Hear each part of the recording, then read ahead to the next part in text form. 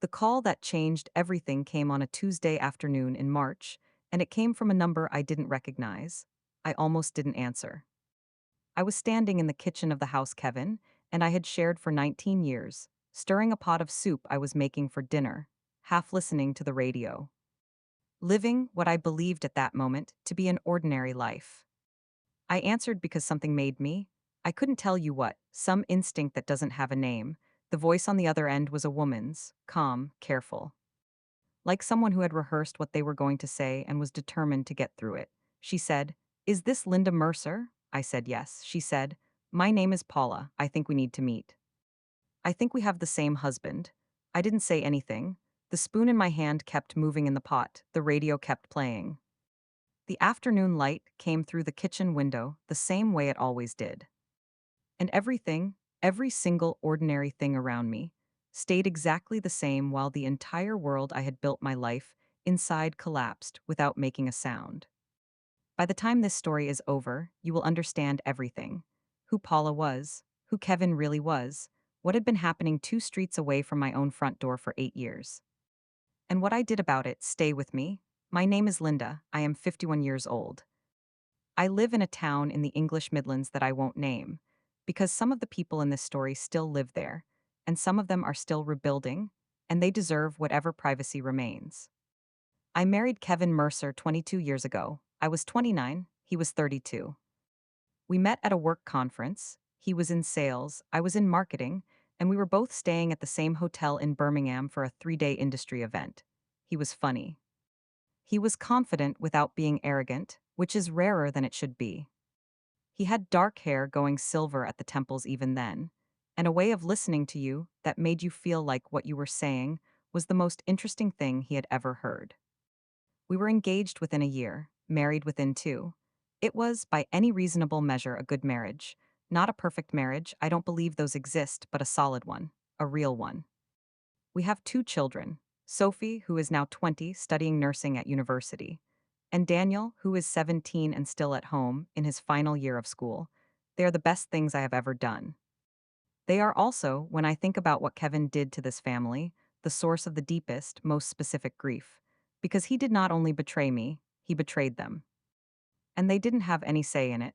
Kevin ran his own business, a logistics consultancy that he had built from nothing over 15 years.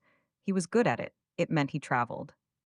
It meant there were nights away, sometimes 3 or 4 per week. It meant his phone was always going off and he was always just stepping outside to take a call. These things had been true for so long that they had become part of the texture of our lives. I had never thought to look at them differently. I had never had a reason. I want to say something here because I know it is the thing people wonder when they hear a story like mine. Did I suspect? Was there a part of me that knew? The honest answer is no and yes. And I'm not sure those two answers contradict each other. There were moments over the years where something registered, a slight wrongness, a hesitation, a story that didn't quite connect to an earlier one. Small things. The kind of things that, if you are a person who trusts your partner, you sand down automatically, almost without noticing. Because the alternative, the thing it might mean, is too large to look at directly. I didn't ignore the signs. I translated them into something smaller, something manageable. That is a different kind of not knowing. And I have spent a great deal of time since that Tuesday in March deciding what I think about myself for doing it. But that is later. First, I need to tell you about the 8 months before Paula called. The first thing that genuinely stopped me, not a vague unease but a specific physical stop, happened on a Sunday morning in July, about 8 months before I received that phone call. Kevin had been away for 2 nights, a client in Manchester, he said. He came home on the Sunday morning, and I was glad to see him the way you are glad to see a familiar person after a short absence, warmly, routinely, without drama. He put his bag down in the hallway and came into the kitchen and kissed me on the cheek and poured himself a coffee. And then Daniel came downstairs. Daniel was 16 at the time, in the way that 16-year-old boys are, taking up enormous amounts of space, eating everything in reach, mostly communicating in monosyllables. But he adored his father. They had always been close in the particular way that fathers and sons are close when the father makes an effort: football on weekends, driving lessons in the supermarket car park on Sunday evenings. A private vocabulary of jokes that I was only half allowed into. Daniel came into the kitchen and he said, completely casually, completely without agenda, "Good trip, Dad?" And Kevin said, "Yeah, Manchester was fine, same as usual." And Daniel frowned. Just slightly, he said, "I thought you went to Leeds." Kevin didn't miss a beat. He said, "Manchester first, then Leeds, long few days." Daniel nodded and opened the fridge. The moment passed. Kevin looked at his coffee. I looked at Kevin. I said nothing. I told myself he had simply misspoken. Tired from traveling, it was nothing, but something had shifted, slightly, imperceptibly. Like a picture that's been rehung a centimeter off center, most people wouldn't notice. I noticed, and then I put it away. 3 weeks after that Sunday morning, I did something I had never done in 22 years of marriage. I checked Kevin's phone. He had left it on the kitchen counter while he was in the shower. It wasn't locked, it never had been. That had always seemed to me like a sign of nothing to hide. I had never thought of it differently before. I picked it up. I didn't know what I was looking for. I told myself I wasn't really looking for anything. I was just looking. The way you sometimes read a label on something that's been in your cupboard for years, not because you need the information, but because it's there. I went to his messages first. There was nothing alarming, work contacts, a group chat with some old university friends, messages from me, from Sophie, from Daniel, nothing. I went to his call history. Long calls to numbers I didn't recognize, but he was in sales, that had always been true. I was about to put the phone down, and then I saw the app. It was a messaging app I didn't recognize. Not WhatsApp, not iMessage. A third party app, the kind with end to end encryption that doesn't back up to the cloud. I had seen it mentioned somewhere once, an article about privacy, or maybe about infidelity, I couldn't remember which. I tapped it. It asked for a passcode. I put the phone back on the counter. I went upstairs. I sat on the edge of the bed and I listened to the shower running, and I told myself it was nothing. A work thing. Lots of business people used encrypted messaging for legitimate client confidentiality reasons. I told myself that for 8 months, all the way until the Tuesday in March when Paula called. I need to tell you about the week before she called, because in hindsight, it was the week that something in me finally stopped translating. Kevin had been distracted, more than usually. He was forgetting things, small things, the kind of domestic details that had always been his domain because he had a better memory than me. He forgot to collect a parcel he had been waiting for. He forgot that we had Daniel's parents' evening on the Thursday. He sat at dinner on the Friday evening and barely said a word, which was unlike him. Kevin had always been the talker at our table, the one who kept the conversation alive. I asked him on the Saturday morning if everything was all right. He looked at me. Something moved across his face that I have never been able to name. Not guilt, exactly. Because I've since learned that guilt is not the primary expression of a person carrying a very large secret. It was more like exhaustion, like a man who has been holding something extremely heavy for a very long time and has just, in that moment, felt its full weight. He said, "I'm fine. Just a lot on at work." I said, "You'd tell me if there was something wrong?" He said, "Of course." 3 days later, Paula called. We met at a cafe on neutral ground, a Costa coffee in a retail park between her town and mine. I had chosen it deliberately, somewhere anonymous. Somewhere with enough noise that no one would overhear. Somewhere I could leave quickly if I needed to. I got there first. I sat in a corner seat facing the door, and I ordered a tea I didn't drink and I watched the entrance. She came in at 2:05. I recognized her immediately, though I had never seen her before, because she was looking for me the same way I was looking for her. That particular scanning quality, eyes moving from face to face. The slight tension of someone who is about to do a thing they cannot undo. She was around my age, maybe a year or two younger, medium height, brown hair cut to her shoulders. She was dressed neatly, the way people dress when they want to appear composed and are working very hard at it. She saw me, she walked over, she sat down. We looked at each other for a long moment. She said, "How long?" I said, 22 years. She closed her eyes briefly. Then she opened them and said, "We've been together for 8 years. Sophie had been 12 when it started. Daniel had been 9. Kevin had been attending school plays and making Sunday dinners and sitting on the edge of Daniel's bed when he had nightmares. and simultaneously, 8 years of that. He had been building another life. Another home, another table at which he sat down for dinner. I said, "Do you have children?" She said, "A daughter, she's 6." The tea went cold in front of me. I didn't move for a long time. 6 years old, Kevin had a 6-year-old daughter. Sophie and Daniel had a half sister they had never been told about. She existed, she was real. She was 6 years old and she had a father who came home to her, some of the time, and she did not know, could not know, what that home was built on. I said, "Where do you live?" She told me the street name. It was 2 streets from our house, 2 streets. I had driven past that road hundreds of times. I had walked past it with the dog on Sunday mornings. I had probably, at some point, walked past the front door of the house where Kevin had built his second life and thought nothing of it. Nothing at all. Paula was watching me. She had clearly been in shock herself for days or possibly longer, and had arrived at something on the other side of it, not acceptance, but a kind of grim, operational clarity.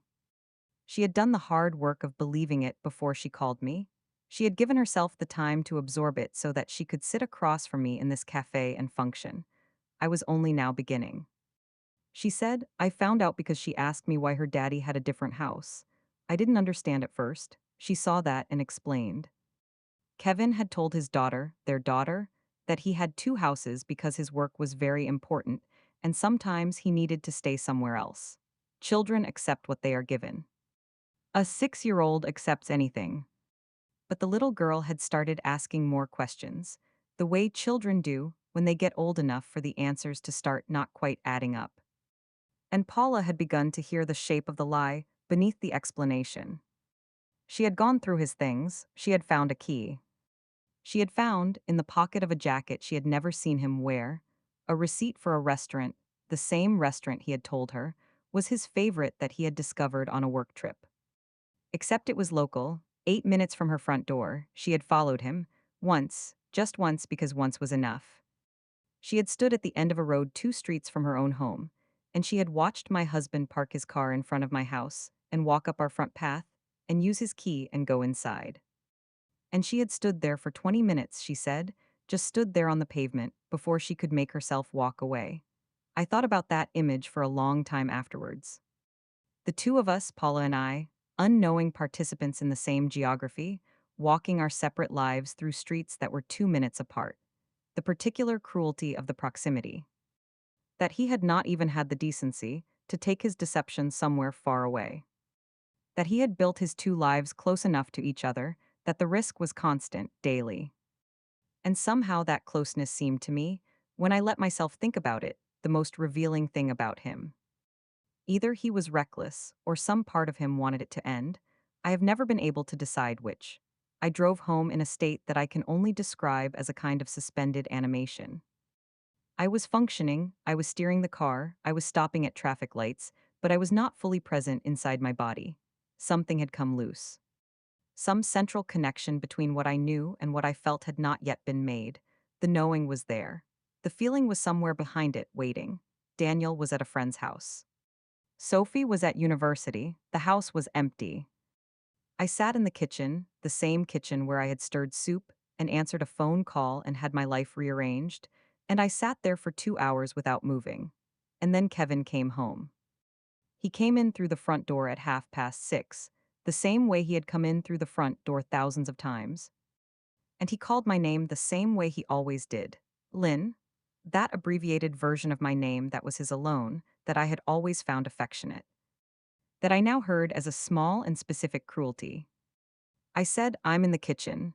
He came in, he put his bag on the floor, he went to the kettle.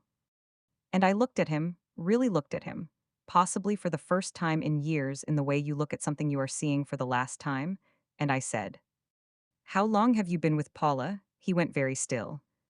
The kind of stillness that is the opposite of calm. The kind of stillness that is total internal collapse contained by sheer force of muscle.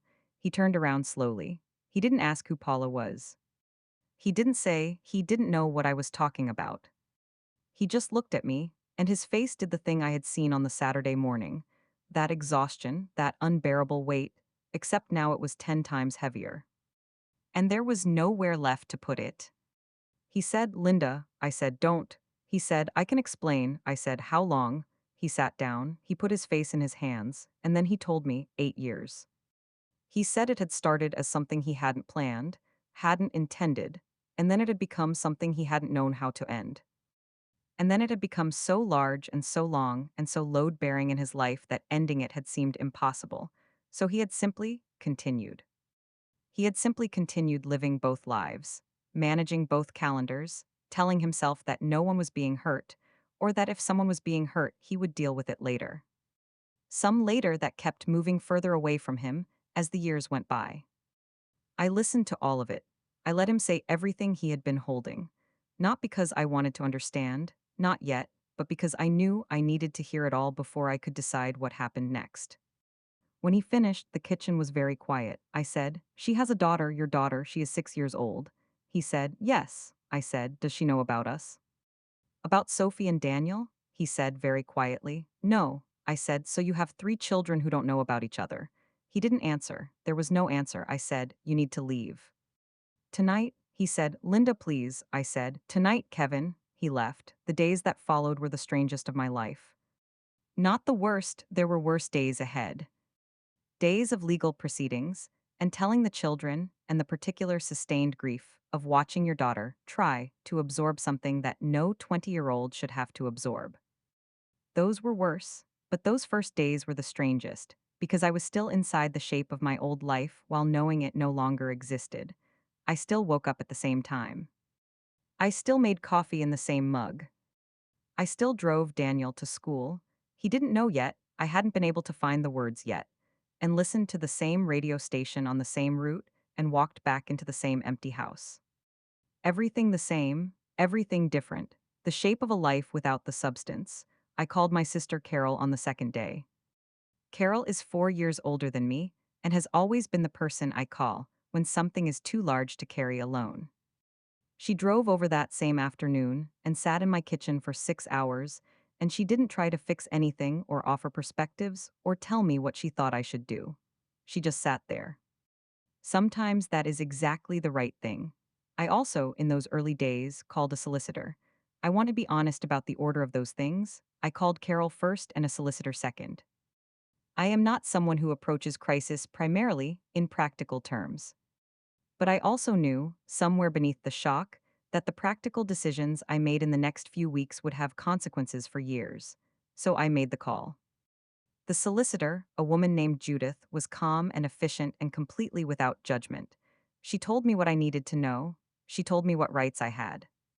She told me that the financial implications of a divorce after a long marriage, particularly one involving a shared home and dependent children, were significant, and that I should not make any agreements or sign anything without representation. She also asked, gently, whether there were any shared financial assets I was not fully aware of. Business accounts, savings, investments. I said I thought I knew what we had. She said, often in situations like this, one party has been managing the finances more than the other is aware of. It might be worth a thorough look. She was right. Kevin's business, it turned out, was not quite what I had understood it to be. Not fraudulent, not illegal, but managed, let's say, in ways that had benefited the second household as well as the first.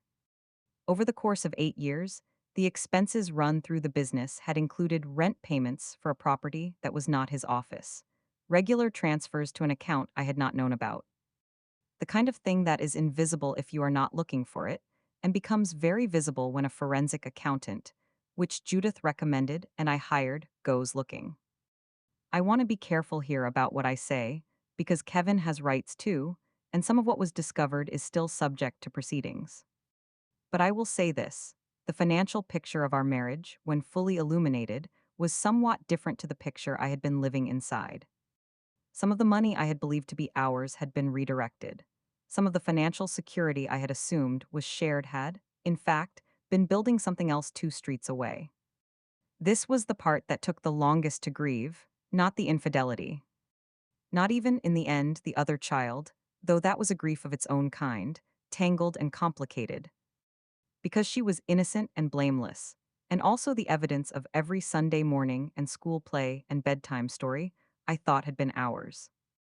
No, the part that landed hardest, the part that kept me awake at 3 in the morning long after I had found a way to lay the other things down, was the money.